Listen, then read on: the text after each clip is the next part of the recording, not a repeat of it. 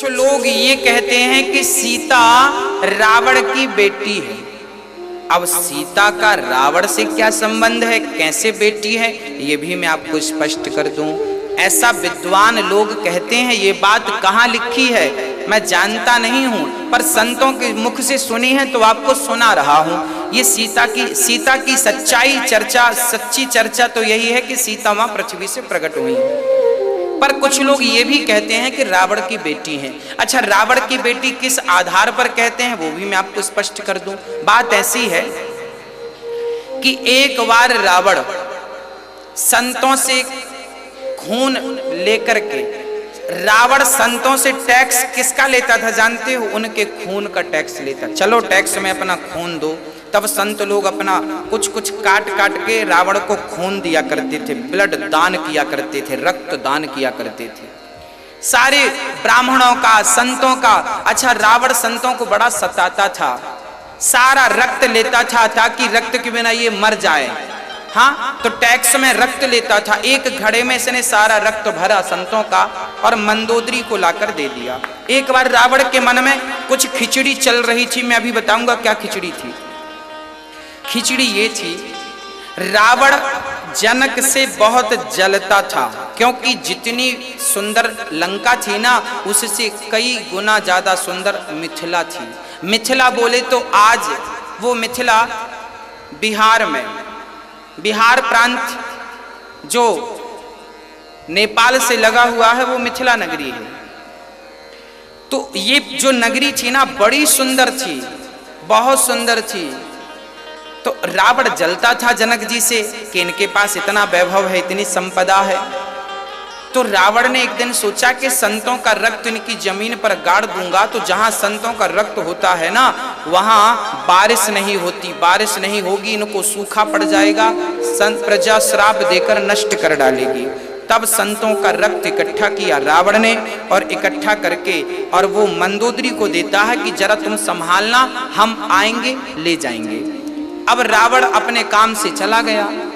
एक दिन क्या हुआ कि वो रक्त, रात्रि को प्यास लगती है मंदोदरी को प्यास लगी तो रक्त को पानी का घड़ा समझ करके वो रक्त पी लिया। मंदोदरी ने संतों का रक्त पी लिया, और जब पिया तो कुछ दिनों के बाद वो गर्भवती हो गई।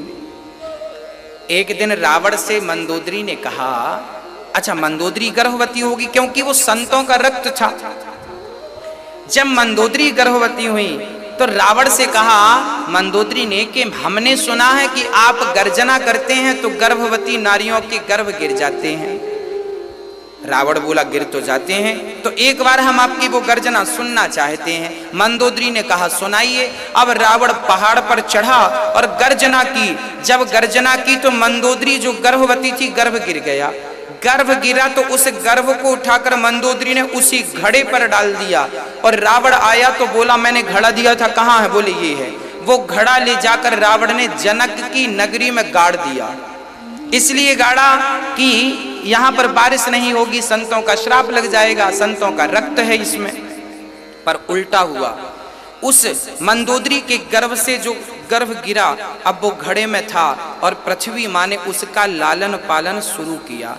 और समय जब हुआ तो जनक को स्वप्न आया, और जनक ने सोने के हल से जब खोदा तो वहां पर एक कन्या उत्पन्न हुई, वह सीता थी। चूंकि वो मंदोदरी के गर्भ से निकली थी, इसलिए कहा जा सकता है कि ये रावण की बेटी है। इसके कोई सबूत नहीं है कहीं, ये बात केवल मनमुखी सुनी है हमने संतों के मुंह से, वो आपको सुनाई है।